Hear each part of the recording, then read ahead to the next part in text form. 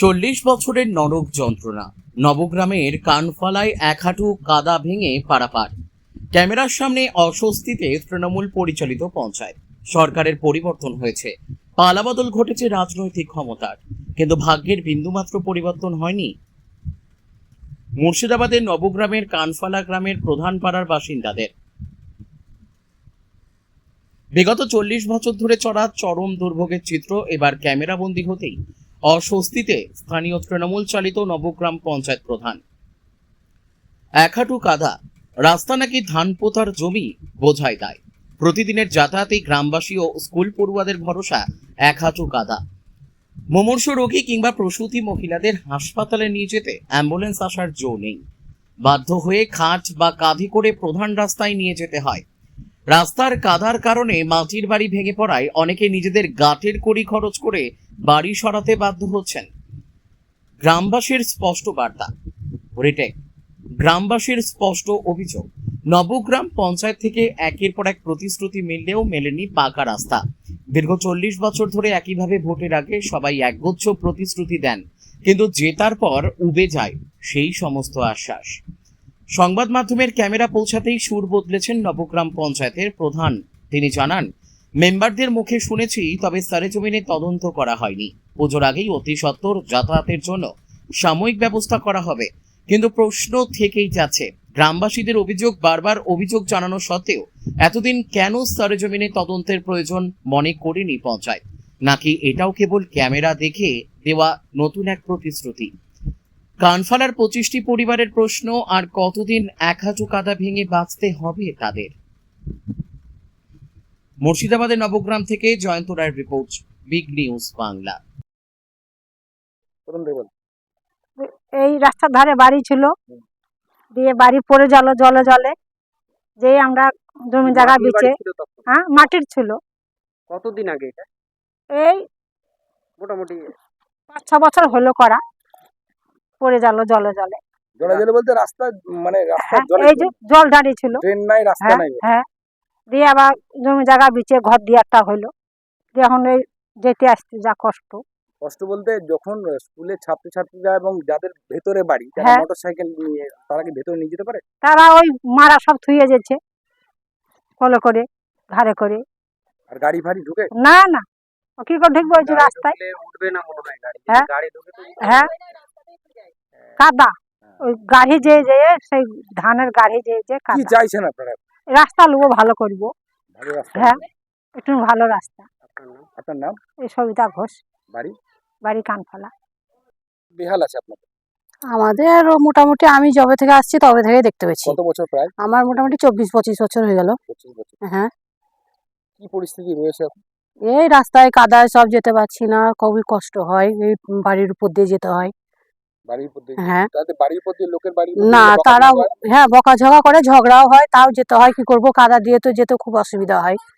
ওই সাইকেল টাইকেলও লোকের বাড়ির উপর দিয়ে নিয়ে যেতে হয়, এধার দিয়ে তো আসতেই পারি না সাইকেল নিয়ে। আচ্ছা, এই ব্যাপারে স্থানীয় পঞ্চায়েত প্রধানদেরকে জানিয়েছেন বা প্রশাসনকে জানিয়েছেন? ব্লক প্রশাসন কাউকে জানানো? না, ওখানটায় বেটা ছেলেরা গেছিল, আমরা হয়তো যাইনি, মেয়ে ছেলে, কিন্তু বেটা ছেলে না, কোনো কিছু হয়নি।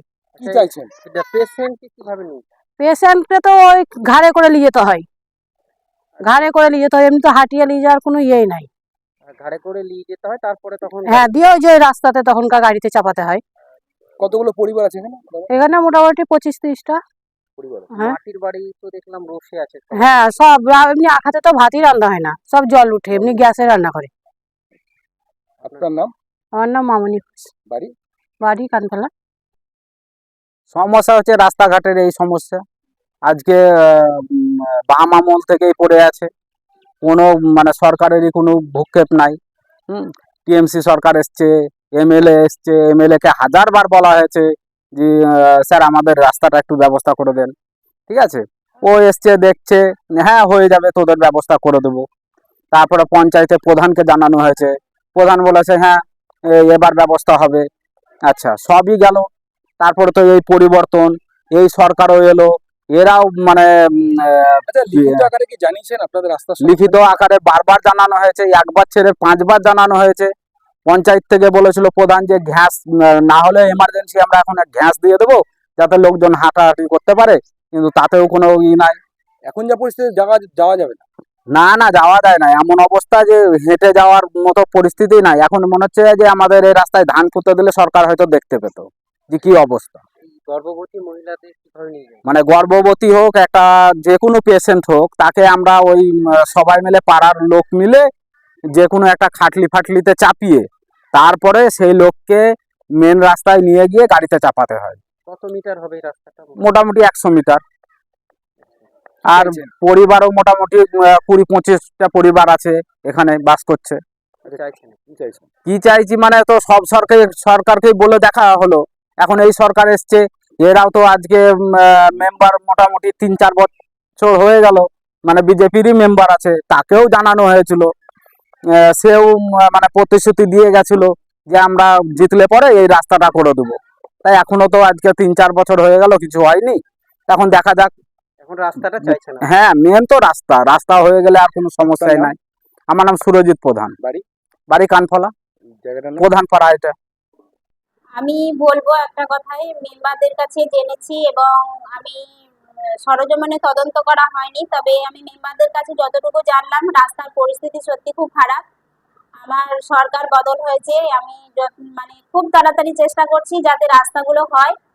আর সেভাবে মানে এখন কিছু রাস্তার ব্যবস্থা করছি যেন মানুষ চলাচল করতে পারে, তারপরে আমি টেন্ডার পেলে অবশ্যই রাস্তাটা করে দেবো। দুর্গাপুজো এবং বিভিন্ন উৎসব আসছে, এই পরিস্থিতিতে রাস্তায় আমরা যদি দেখলাম এক হাঁটু কাদা, পেরিয়ে স্কুল ছাত্র থেকে শুরু করে কারো 20 থেকে 30টা পরিবার রয়েছে, তারা দুর্ভোগের শিকার হচ্ছে। অভিযোগ ক্ষোভ তাদের খুব, কি বলবেন?